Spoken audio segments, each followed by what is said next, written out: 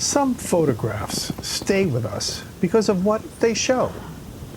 Others because of the people who were standing beside us when we made them.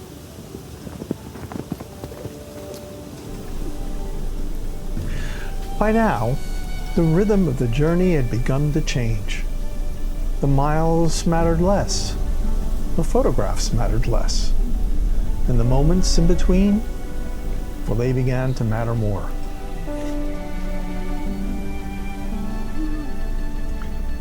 We had come searching for landscapes, but somewhere along the way, the journey quietly became about something else.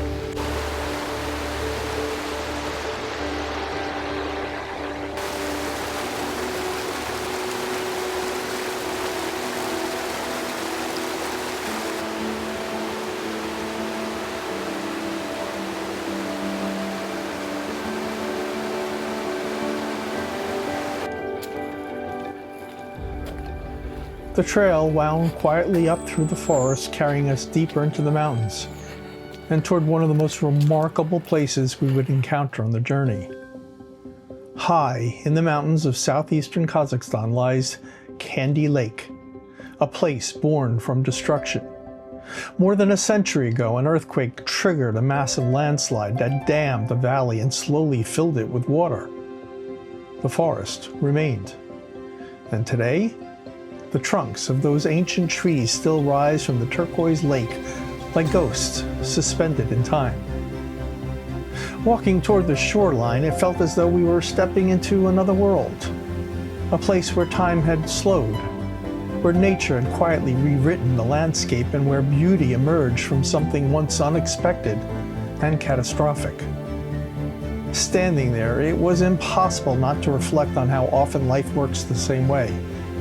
How endings become beginnings, and how some of the most beautiful chapters emerge from events we never would have chosen ourselves.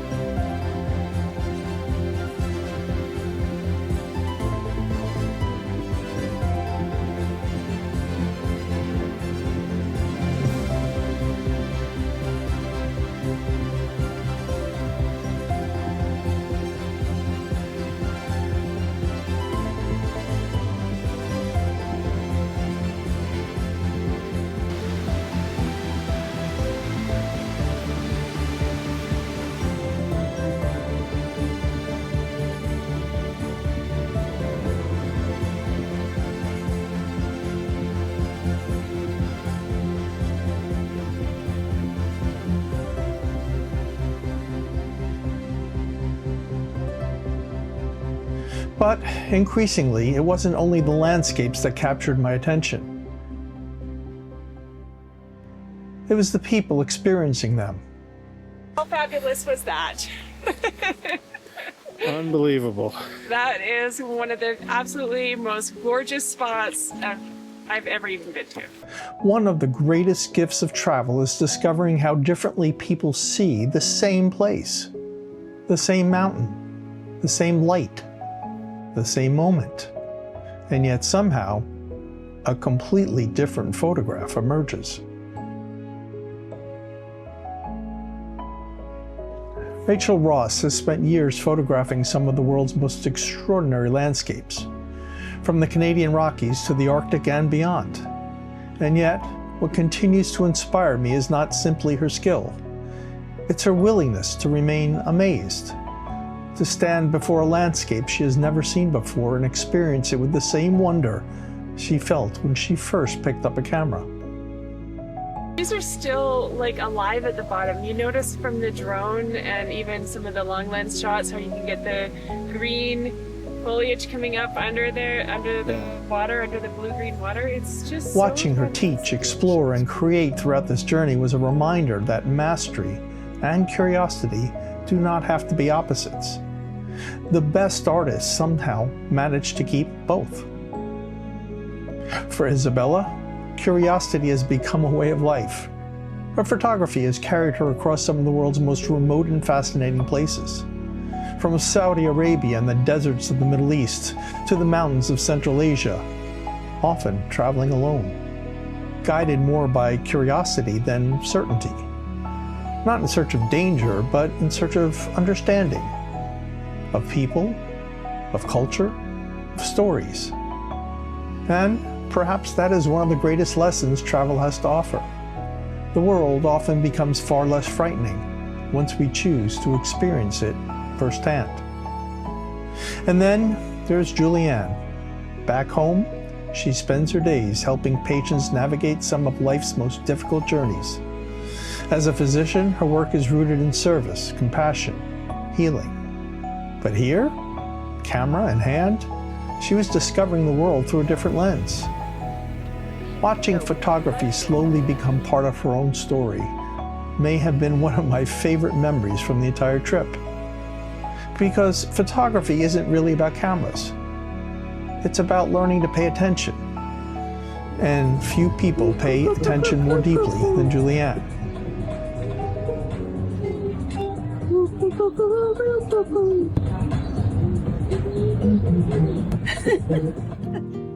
As we moved through villages scattered across the countryside, travel once again reminded us how much we misunderstand from a distance. Dusty roads,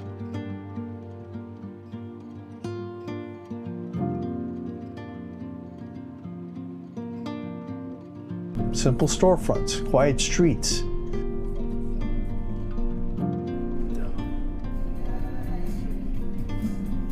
Yet inside we found warmth, hospitality, beautiful meals.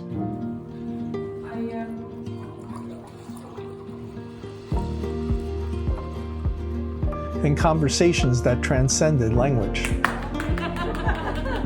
Travel has a way of replacing assumptions with understanding and curiosity with connection.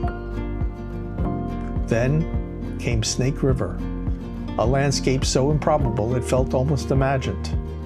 The river wound through the valley in elegant curves. Snow-covered mountains rose beyond the horizon.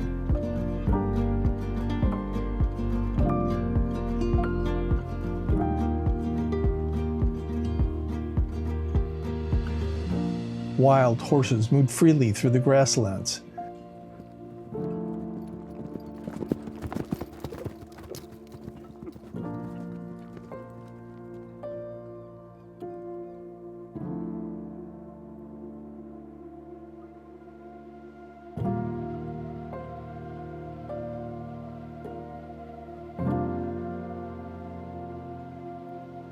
And everywhere we looked, the scale of the landscape seemed impossible to comprehend.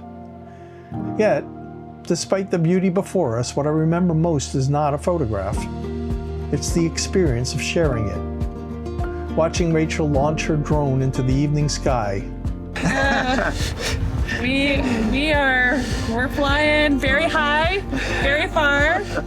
I am currently 711 meters in the air. Ooh, baby. And I can't put that on air because I don't think that's legal, but that's fine. it is here.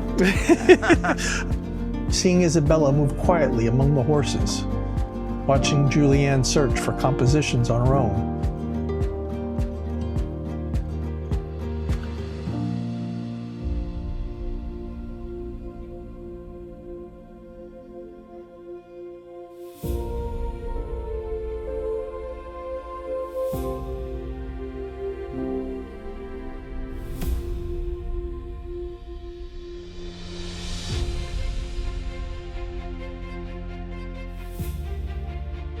and spending time with our drivers and local guides who had become such an important part of the journey. The photographs were only part of the experience. In between, we shared meals, long drives, stories, laughter, hookah smoke drifting into the evening air, and countless moments that rarely appear in the final image, yet somehow become the memories that stay with us the longest. And then the sky erupted. Colors spread across the horizon in every direction. The mountains glowed. The river reflected the fading light, and for a few extraordinary moments, the entire landscape seemed suspended between day and night. In all my years behind a camera, few sunsets have stayed with me quite like this one. Not simply because of the beauty, but because of the people standing beside me when it happened. The landscapes brought us here, but it's the people who gave the journey meaning. As darkness settled over the valley, we packed our gear once again. Ahead of us, the highest mountains of the journey still waited. Somewhere beyond the horizon, beyond the rivers, beyond the grasslands, and beyond those last traces of daylight, Tengri waited, and with it, the final chapter of the journey.